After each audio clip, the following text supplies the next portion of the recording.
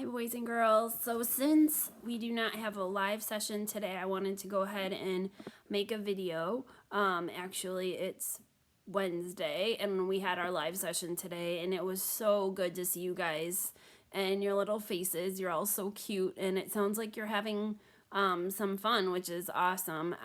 As you can see by the wall behind me, I am back in the pink room, and I actually wanted to read to you.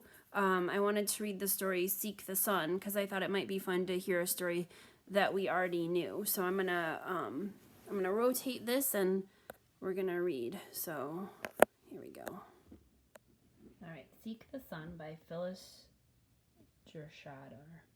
The old sandal maker and his wife lived in a little wooden house on a sunny street in Asukasa, Japan. For 50 years, husband and wife prayed at the nearby temple. After they prayed, they chose a paper fortune. Before tying it to a tree alongside the other paper fortunes fluttering in the breeze, they studied it for a while. Was it a good fortune or a bad one? Sometimes it was hard to tell. One week their fortune announced, "You will find a way." "Yes, I suppose we will," said the sandal maker. The next week their fortune advised, "Seek the sun each day." "That will be easy," said his wife. "It's springtime, and in the spring the sun always shines." But that spring, in the year 1966, the builder came to measure the empty lot across the street. He was followed by 3 machines and a truckload of men. The men and machines dug a square hole in the ground and drove pilings deep down into the earth. They built walls high up into the sky, 154 feet high. The new building towered above all the other buildings on the block. Now the sandal maker's small 2-story house stood in the shade of a 9-story building. When the sandal maker and his wife rolled up the bed quilts in the morning, even on a sunny morning, it was still dark and cold in their house. Next door, on the left, was the tatami maker's house. It stood in the shade of the small tall building. Sorry guys. The tofu maker's house on the right stood in the shade too. The building cast such a long shadow it kept the sun from shining on all the houses in one whole corner of Asakusa, Japan. The sandal maker tended to his plants as lovingly as he always had, but his holly tree grew weak in the shade. His tiny bonsai trees stopped bearing fruit. The breezes that once blew gently in Asakusa now whipped around the tall buildings. The breezes turned into gusts of wind that lifted the sandal maker's wife's skirts when she went outside. The wind tore up her umbrella when it rained. The wind grew so fierce it spun the dust and dirt into swirling tornadoes, and it even uprooted the sandal maker's precious plants. "You would think a dragon had moved into the neighborhood," he cried. "How can we wrestle a dragon? How can we seek the sun each day in the shadow of a tall building?" "We will find a way," said his wife. "Our fortune said so. We will find a way to seek the sun, and our neighbors will help us. We will go to the courthouse and talk to the judge." "Our house is cold all the time," the sandal maker's wife said to the judge. "The clothes don't dry." Oops, did I skip something? "The bed quilts smell musty. The tatami mats are gathering mold." "My sandal shop is dark," said the sandal maker. "I cannot see well enough to do my work." "The straw for my mats cannot dry and stretch," said the tatami maker. "The wind blowing around the tall buildings blows my cart away," said the tofu maker. After the judge listened to the townspeople, he listened to the owner of the building. "We do not have enough land, yet we need more space for offices," explained the builder. "We have no place to build on the ground, so we must build up into the sky." "Yes, that's true," said the judge. "When a city prospers, it does need more space to grow. But it is also true that people live in the city." And he asked the builder one question. "Would you like to live in a house without sunlight?" The owner of the tall building bowed his head. "No," he said. "Sunshine," declared the judge, "is essential to a comfortable life. A citizen's right to enjoy the sunshine in his own home must be protected by law." The judge ordered the builder to pay the sandal maker and his wife for taking away their sunshine.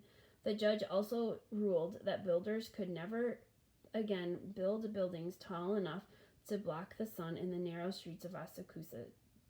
The next time the sandal maker and his wife visited the great temple, they offered a prayer and chose a paper fortune. The sandal maker read their fortune out loud. This one says, light will fill an empty space. It sounds like a good fortune, his wife said, tying it to the branch of a cherry tree. I hope it comes true. When the couple arrived home, the only light to fill their house was lantern light, yet they were happy in the house that they had lived and worked in for 50 years, next door to shops, the temples that they loved, and all their good friends. They were happy knowing that they had helped change the laws. From now on, in neighborhoods like ours, the sandal maker proudly told his friends, buildings taller than 33 feet will not be allowed. One sunny morning, after the old couple visited the temple and watched the birds and the tourists coming and going, they saw machines and a truckload of men working in an empty lot nearby. The men and machines were digging a hole.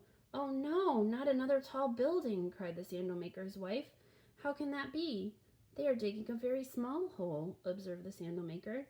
The next day the hole was filled with water, and the men returned to plant trees, build benches, and lay stone paths. The empty lot had become a park. Light will fill an empty space, the sandal maker exclaimed. Our fortune has come true. In the park, the sandal maker's bonsai and holly trees found a new home, and he and his wife found a home away from home, a light-filled space where the bonsai once again bore fruit. Schoolchildren and frogs hopped among the stones, and colorful koi swam to and fro in the pond, red, white, and gold beneath the noonday sun. This story was inspired by an actual court case in Japan, brought by an 80-year-old sandal maker, Koji Watanabe, and 3 of his neighbors in Asakusa, an area in Tokyo known for its famous Buddhist temple and traditional old-style neighborhoods. Today in Japan, when tall buildings are constructed, the amount of shadow that can fall on the nearby buildings is limited by law. In new homes, the law requires that the sun shine in the family's living room for a certain number of hours each day. All right, boys and girls, so we were talking a couple of weeks ago about morals in a story, and a moral in a story is a lesson that's being taught in the story. So what do you think is the lesson in this story, Seek the Sun? What do you think the author is trying to teach you? Why do you think, even though it's based on a true story, why do you think the author decided that they wanted to write this story? What do you think? What I'd like you to do is maybe write it down to me. Send it in an email if you can. Or if you want to create a flip grid for me, you can use that same code and you can make a flip grid that tells me why do you think that the author wanted to write this story and what do you think the author wanted us to learn from this story. Some sort of a lesson. What kind of a lesson could it be? Something that you might remember. Like, is it be careful in dangerous places? I don't think so. Is it look for the good people when you're out and something's gone wrong? I don't think so either. Work hard? Oh, I don't know. What do you think the lesson might be? I'm really interested to know. All right, have a great rest of your day. Bye.